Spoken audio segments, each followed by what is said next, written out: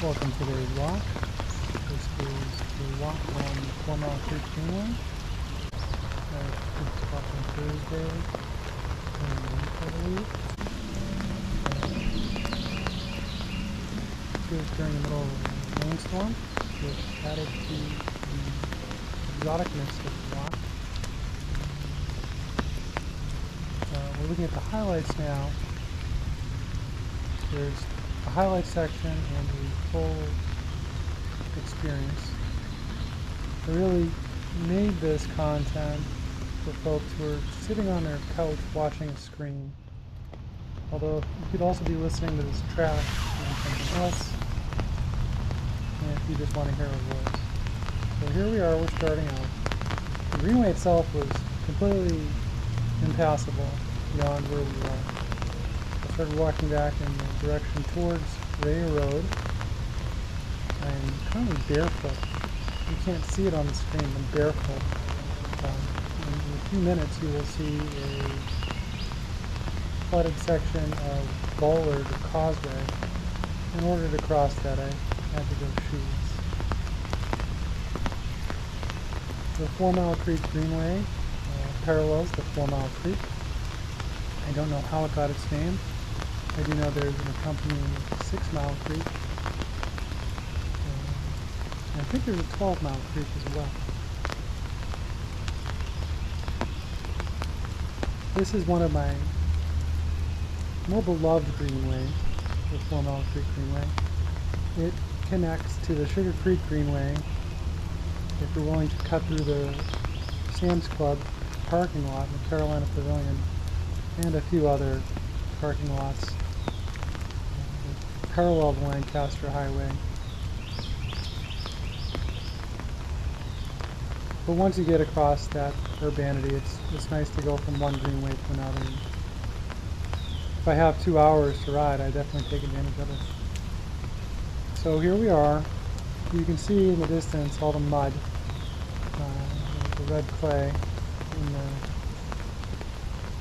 the 4 Mile Creek. And this is really what caused me to come out to see if I could film this. I wanted to see this floodplain, this marshland inundated. And here it is. It is really magnificent.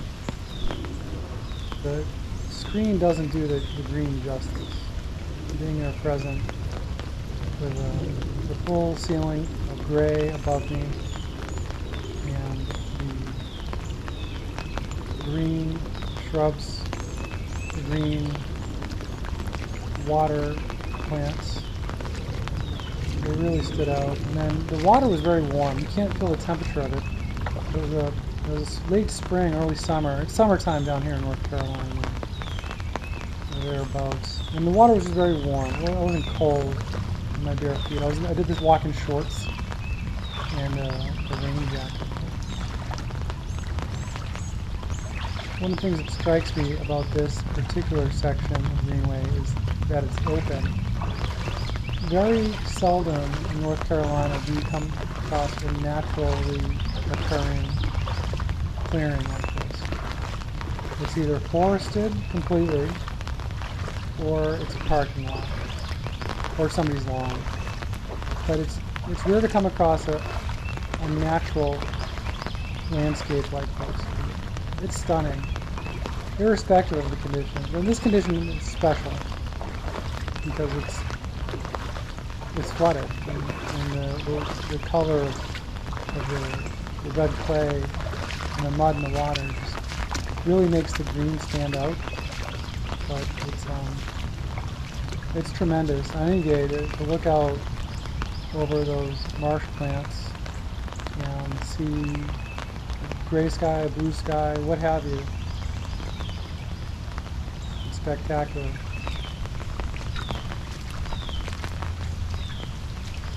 But this was special just because it's such a unique experience. On any given day you can go out onto this greenway and cross this causeway, this bollard, plank road, whatever you want to call it, and experience the open sky with the natural ground beneath it. You have to have a little Well, you have to have a strong desire to report an unusual experience to catch these conditions. Because they come, but they can be infrequent.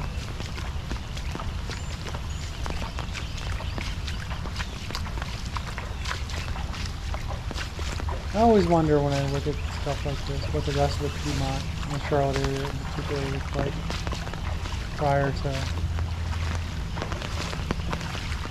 human development of it. Because there are obvious floodplains, where Freedom Park comes to mind, that are flat, that are wide, that are adjacent to creeks that clearly would flood, but they were repurposed for other uses. But where we are in this part of town, far South Charlotte, I forget the name of the neighborhood. I don't know if it's Main Tree or what it's called. It's on the outside of Pineville Matthews Road. And it was developed in the 80s. It was meant, from what I've read, Mecklenburg County had planned for a green belt, like a farming belt almost, ring around all of Mecklenburg County. And this was supposed to be it. And they took steps to, from what I understand, to enforce that planning. But they were foiled by the folks that developed Valentine development. And a subsequent law was passed by the state such that anybody wanting to do a large-scale development like they did in Valentine. Oh, there's some ducks. Check out those ducks.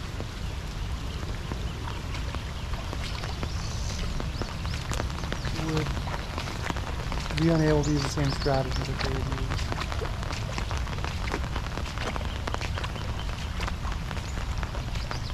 So this neighborhood ended up just becoming sort of another inner suburb. Well, it's pretty far out from uptown. It's like a 35-minute drive. But there's cars on all sides of it.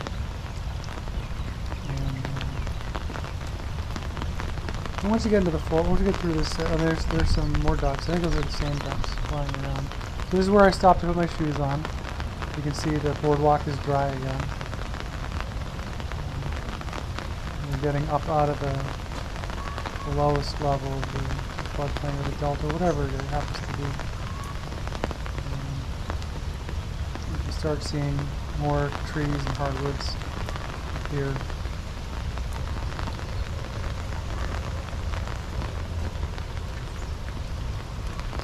There's a heron. I'm sure you can fully see it, but there it is. It was truly impressive. There are herons. You see them. They're endemic to Charlotte. You see them even in uptown. They're in the Sugar Creek. They're in Stewart Creek. They eat the fish. It's something else. It's on to be riding your bike or out for a walk or whatever. And to see a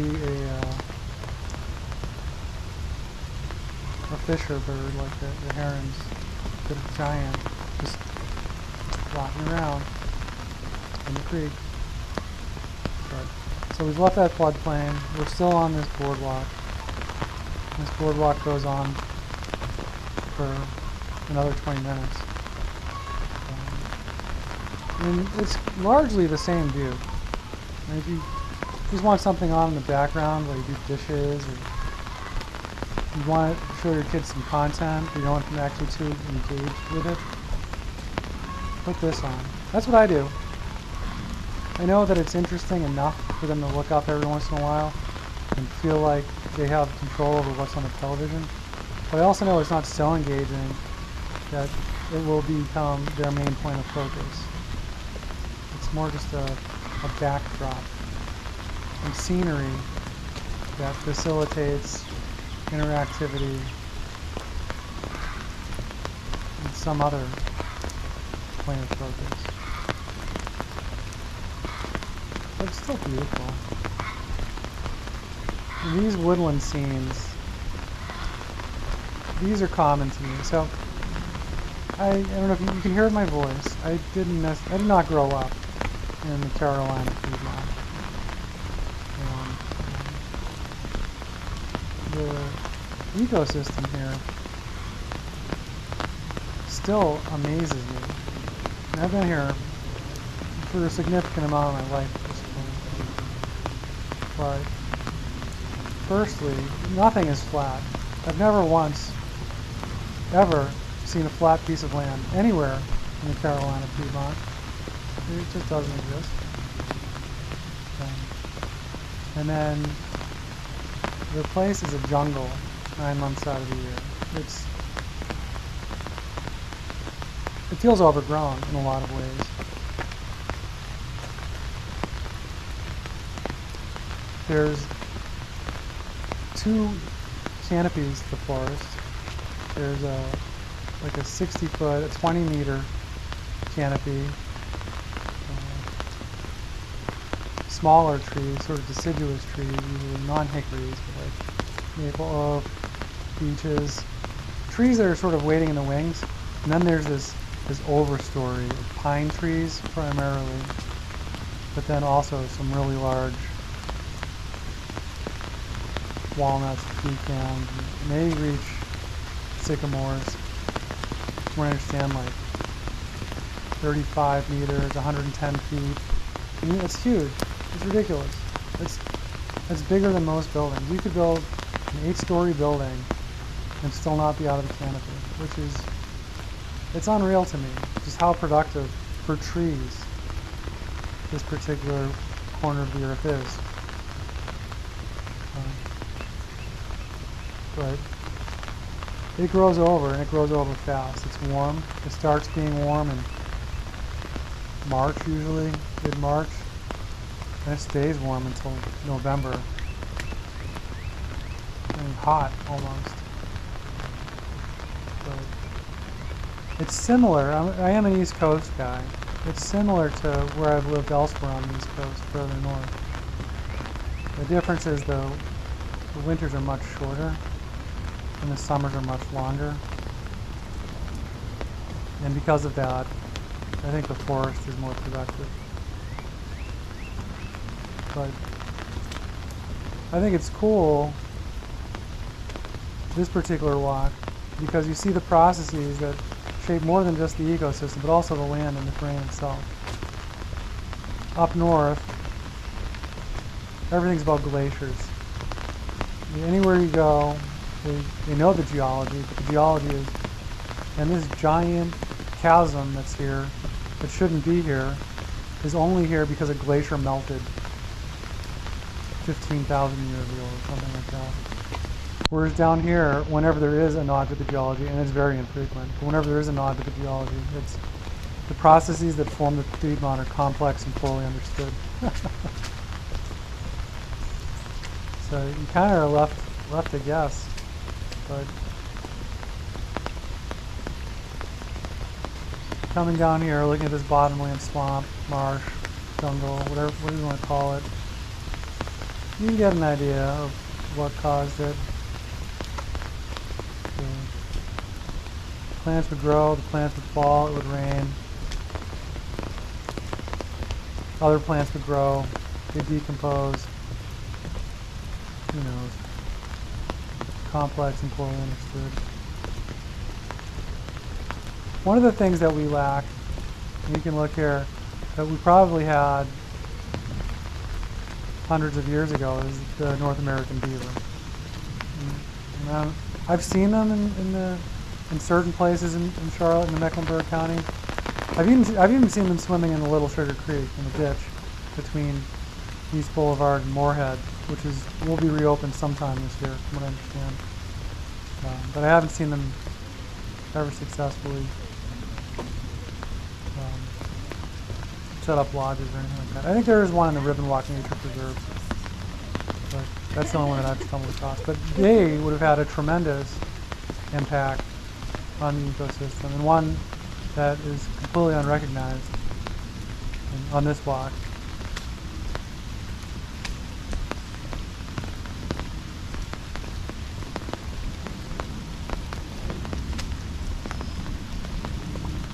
But you can see there's large trees,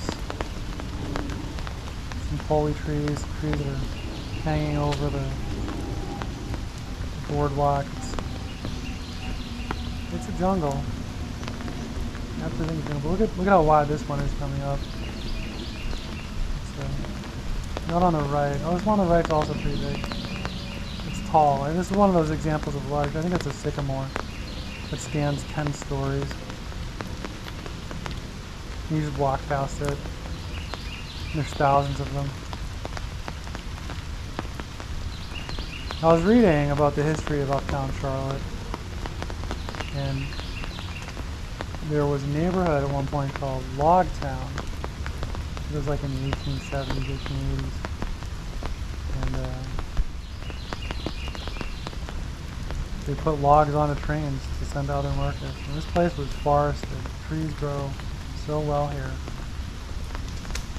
And they all got cut down. Although, from what I understand, they didn't all get cut down. If it's anything like it was up north, some of it was cleared and burnt because the locomotives, their tinder boxes would release embers into the air, and that would occasionally cause forest fires. So it wasn't all clear cut. Some of it was casualty to transportation.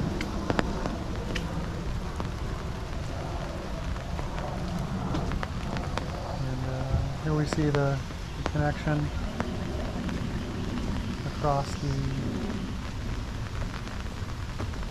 that's a utility easement. Across the creek's an interesting story. There's a battle going on in this part of town. I think a developer got approval from the city council. I don't have a dog in the fight, but they got approval from the city council to build a dense housing development. And these homes that are here now, when they built them in the 1980s, they were single-family homes, just like everything else was in the 1980s, right? So Charlotte's a weird place because, like, it has a lot of transplants. I think it's the term that they use, migrants, and they came here from places in Ohio, in New Jersey, and Michigan, and upstate New York that rusted. You know, these were towns that were doing great during industrial times, even into the 1960s. But then something happened in the 70s. I don't know. There were so many things you could point to in the 1970s. But the upshot is that a lot of the towns and small cities and medium-sized cities and large-sized cities, even up north, they died. I mean, New York, look at New York. In 1975, the New York Post reported that the president told the city to drop dead. Right?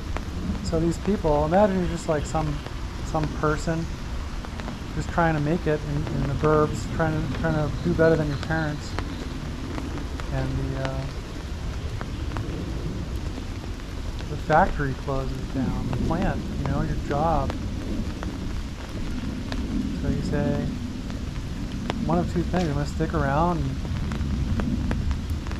stay where I live, or I'm going to adapt and go where there's opportunity. And there was still opportunity in the South at the time, because the deindustrialization that hit the Rust Belt didn't hit the South until the 90s. And there were jobs for folks that were electricians or mechanics in factories, right? Like, so specialized. And that's how Charlotte kind of grew. It was an industrial town. It was a very industrial town until I don't know when really it became a banking hub. There were always banks in Charlotte, but there were also manufacturers. But anyway, so this is an interesting one because this swamp here I thought was interesting just because the trees in it were, the canopy was, I don't know if it was showing signs of ill health or what, but I wanted to document it.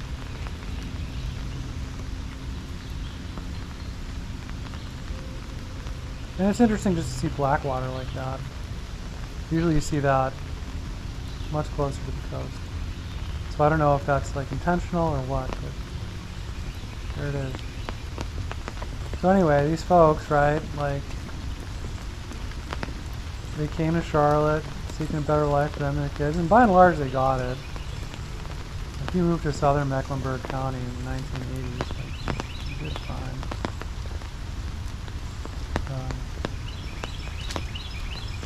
But now their way of life, the sacrifices that they made for themselves, not for anybody else.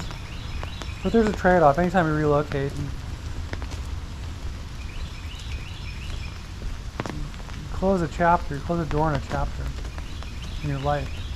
Relationships that you had, close relationships that you had, are now long distance, and they're harder to maintain. It's a sacrifice. But you do it because you think what you're doing is good for you, good for your kids, good for your grandkids. Ultimately, good for your bloodline in the long term. And when you base it so much around, and what you think the secret to your success is this very post-war way of life, which is single family home, drive everywhere, conformity, mother, dad, 2.5, I don't know what that is, right? But but that's kind of, I don't know if that is the prevailing lifestyle in this part of town. But I have to imagine it does, there are folks living it. And when someone comes along and says, hey, that old piece of unused parcel, which by the way we thought was going to be Greenbelt 40 years ago, before we kind of got hoodwinked and played, and a tremendously fantastic development. Valentine, I love Valentine. It's an amazing development. It's a great edge city, and what they're doing with it at this point in time, I think, will really bear fruit throughout the middle of the 21st century. But for them to do that and reverse what they thought was going to be this protected piece of land, which, by the way, I think they say bald eagles nest there, and it's part of the lungs of the city. I think it's frustrating, right? It's almost like it's like something's being taken away, and that on top of some school rezonings that have happened recently as well, where folks in this part of town thought they were going to one school, but then the lines got changed.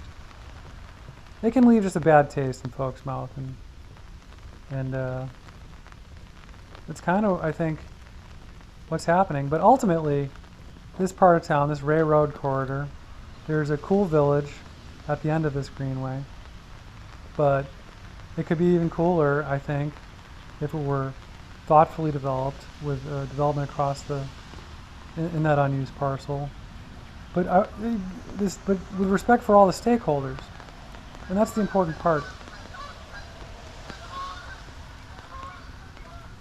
And this really is a truly special greenway, and I wanted to come out here and document it before all that development and construction happened, because who knows how it will change. Who knows what that current surface upstream of that large meadowlands is doing in terms of handling large volumes of discharge like this. I mean, it's approved. It's a done deal at this point, from what I understand. And hopefully it's cool. I mean, I'll 9 times out of 10, if I'm down this way, it'd be great for me to stop somewhere and have a bakery or a place to grab a smoothie or shake, although those already exist. But the more the merrier, right? A brewery, something, right? Another attraction. With development comes amenities, and I love that aspect. So it's It's never easy. But I just wanted to document this. I just wanted to document this for the future so people could look at it and say, this is what it was like before. So here we are. One of the things that I thought was cool about this part of the walk is how lush that lawn underneath the canopy is. I don't know what that grass is, but its ability to grow under a dense canopy is something that I would like to see in my local park. In my local park, we're struggling to get anything to grow underneath our canopy. And I don't know if it's because of the tree selection itself. I know some trees drop chemicals that poison the mud or the clay underneath them, so nothing grows. I think those are oaks typically that do that. But I don't know. I have to imagine there's oaks in that forest as well. I mean, look at that. Look how dense that is. That's amazing. It was so green. This walk was so green. And part of it was that grass that's growing on the side of that creek side bank right there. So if you're watching this parks, send an expert out. And any other place that's struggling to grow lawn underneath that canopy. I don't know if it's a good thing or a bad thing to introduce that, but if it is native and non-invasive, it's doing a great job at filling in underneath a dense, albeit somewhat new growth canopy.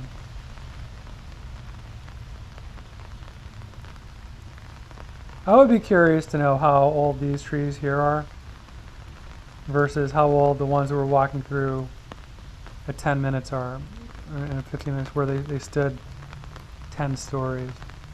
Because I think that's something that can happen in 80 years. You can get a tree that grows out 10 stories. And that's not technically old growth, that's still technically new growth. But maybe it was protected, I don't know. It'd be cool to know. It's a cool story. I don't think there's any old growth like within an hour's drive of Charlotte, personally, but I could be wrong. I'm just kind of riffing. And here we're coming up on the Ray Road and the village that they built. One of the things I saw in this parking lot across the street was an old Delta 88 Brougham. And I don't know how many of you out there remember what the GMs smelled like in late 70s and early 80s. In the 91 recession, my dad had to drive a Olds Omega. It was the same platform as the Chevy Nova from like the 60s. And God, that thing stunk. Had an AM radio. That's when they built this neighborhood, right? Like the Malays era. It had an AM radio. And we drive under power lines, we get static, whatever. But it smelled. It had this smell, a very distinctive smell. I thought it was a roof liner. Anyway, this 88, this yellow 88, I'll put a pic at the end of the video. This yellow 88 Brougham has the rocket ship logo on its hood ornament, I think, and a little Brougham sticker. And it smelled like a GM from the 70s. And you know,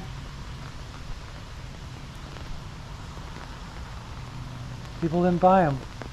So that's why people came to Charlotte.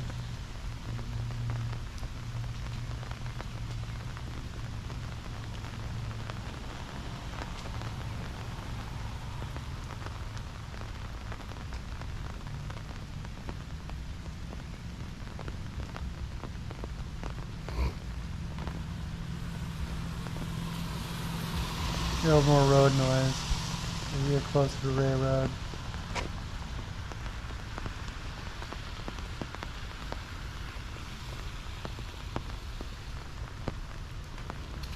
And there's a place to fill up your bike tires, assuming you have flat tires when you get here. You can pull them up.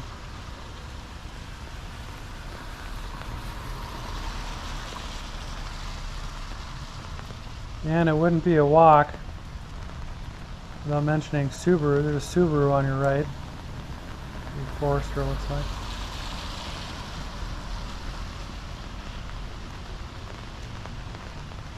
It's a decent car for a muddy walk through the dog park, the dog walk, the greenway, whatever you want to call it.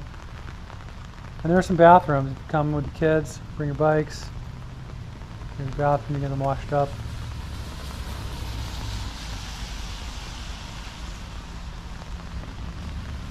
And there you see the 4 Mile Creek Greenway. Bevington Place, Mecklenburg County. Check out that hood. Check you later.